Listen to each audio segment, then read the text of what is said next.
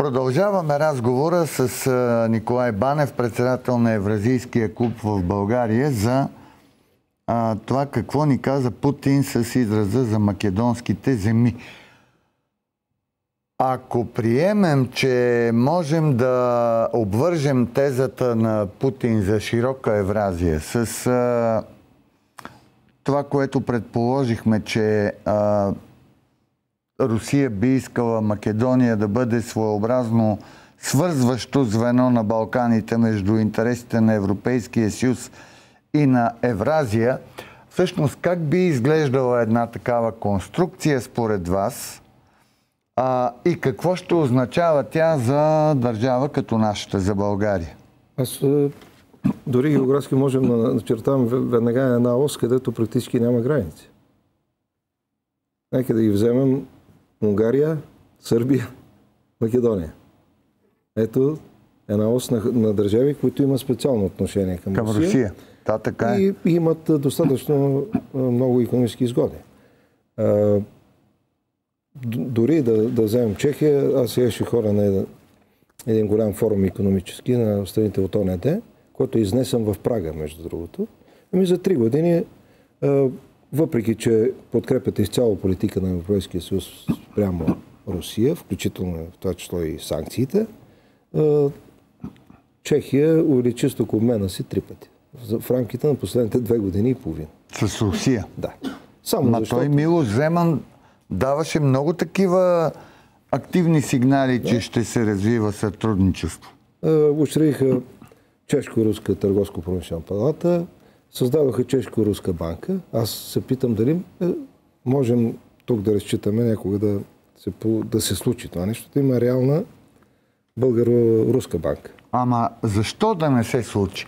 Нека да направим кратък анализ. Къде е причината тук да не се случват такива неща? Причината е в нашия сгънат гръбнак. Не нашия, а на нашите политици.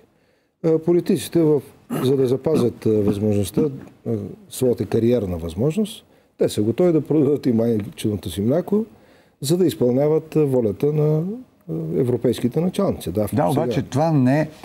Прегърбените гръбнаци не се харесват дори на техните началници. Естествено, но виждаме, банковия сектор добре се развива, добре печели, практически не кредитира реалната икономика, кредитира ипотечните кредити и така нататък.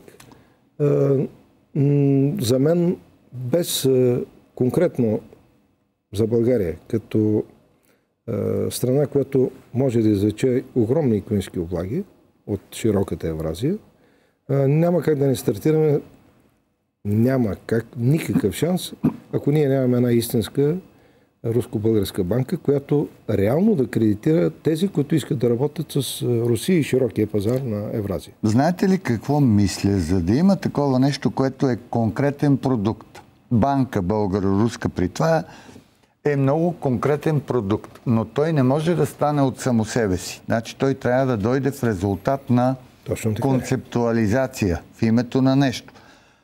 И започваме да разсъждаваме. Понятието широка Евразия какво би означавало на политически език? Евразия плюс едно разширение, за да стане широка Евразия. Но това разширение какво е? Това е на езика на железопътния транспорт буфера, който свързва Евразия с Европейския съюз. Тоест, това е анонс за разширяване на пространство на свободна търговия, свободно движение на хора, капитали и така нататък, което свързва Евразия с Европейския съюз и което включва като един основен корпус, може би дори тази идея на Китай, един пояс, един път, която всъщност е общия знаменател. И човек, да речем държавник в България, почва да разсъждава, изгодно ли ни е това?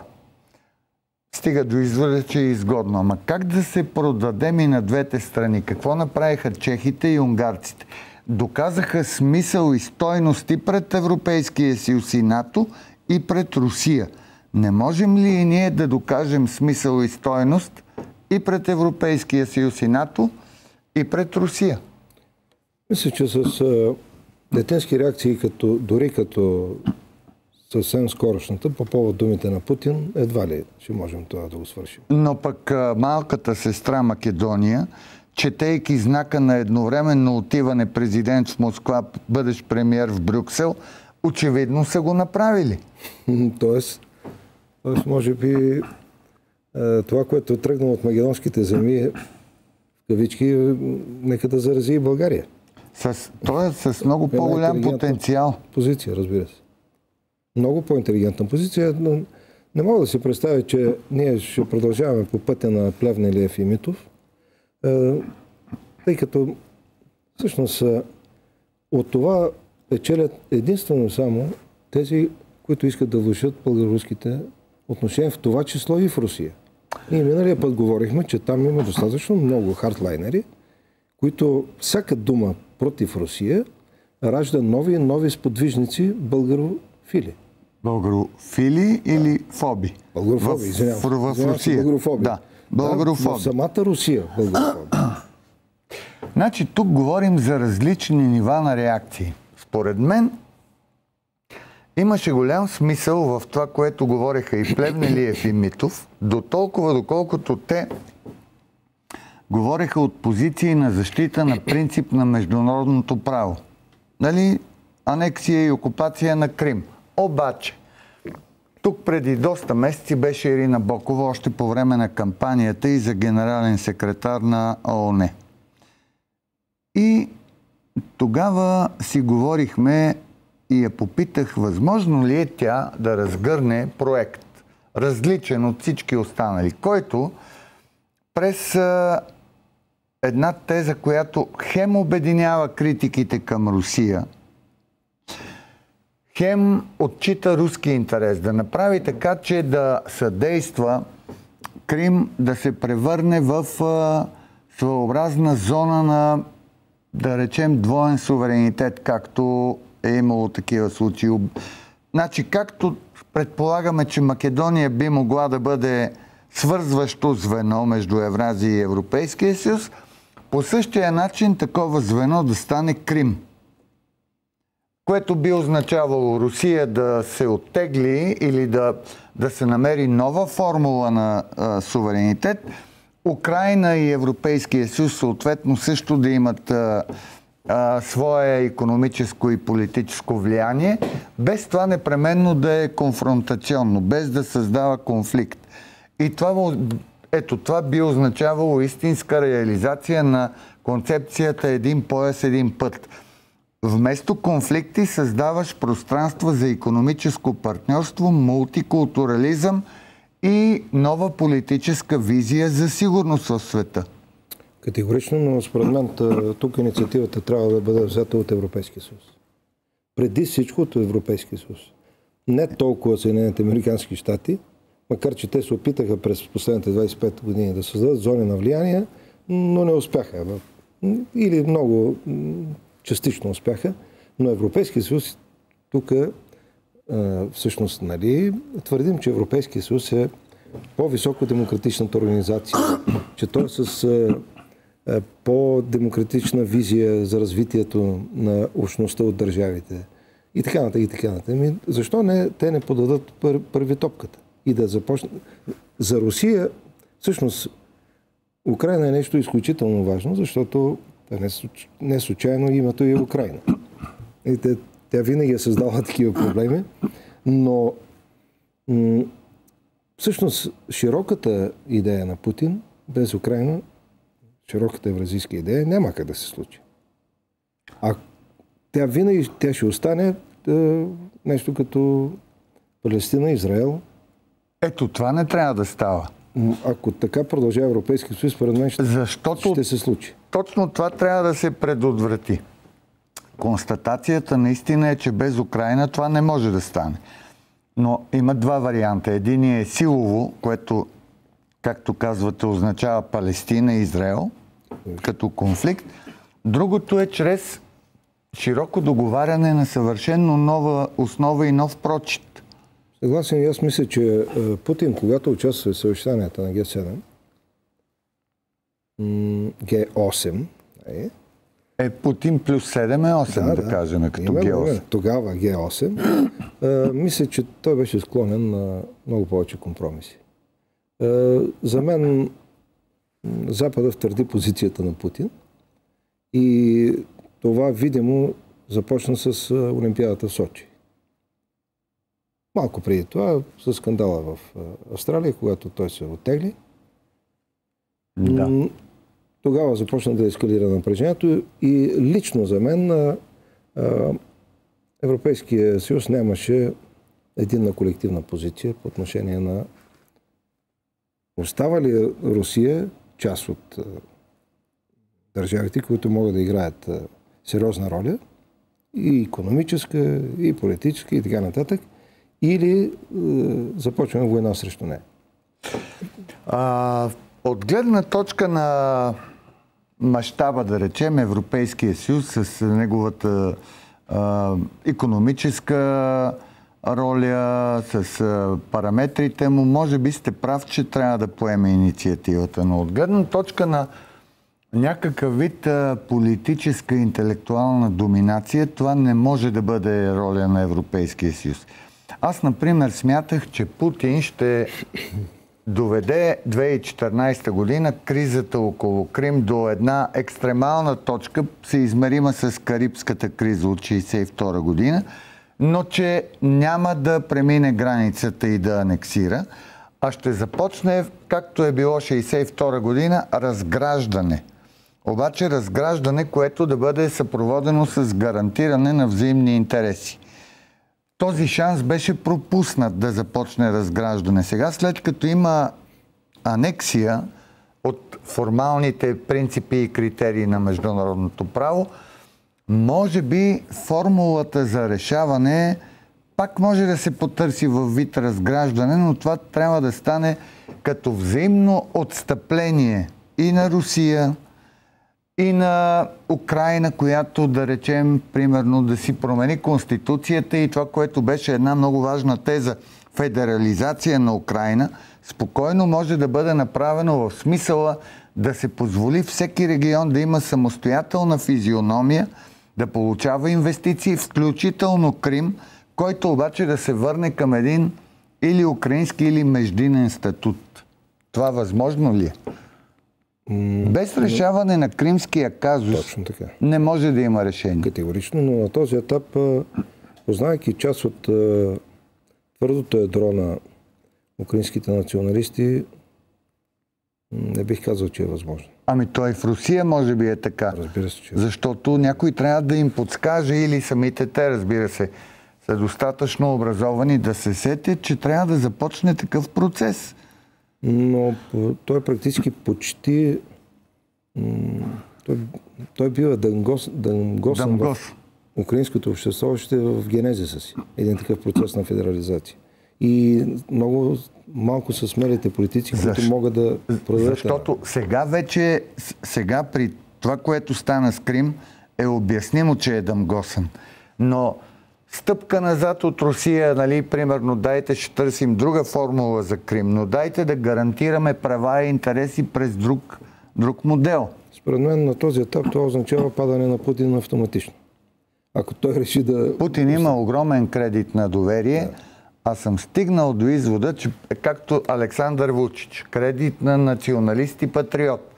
Единствено такъв политик беше възможно да докара Сърбия в предверието на Европейския съюз. Защото носи доверието на националистите на гърба си. Ариел Шарон в Израел по същия начин. Ястреб, който обаче постигна резултати, каквито друг не би постигнал с палестинците. Същото е с Путин, ако реши.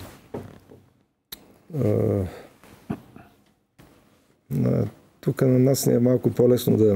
Тук си говорим в пещера. Да анализираме тези процеси, но въпреки всичко, аз си мисля, че в някаква степен Русия няма достатъчно голяма мощ, за да може да решава сама глобални проблеми.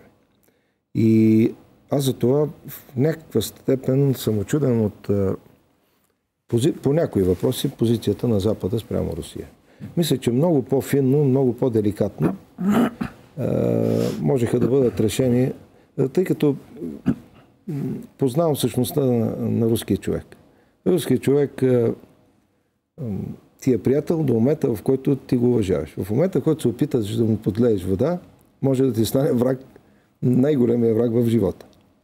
И в това отношение, да, може би изглеждат по-наивни,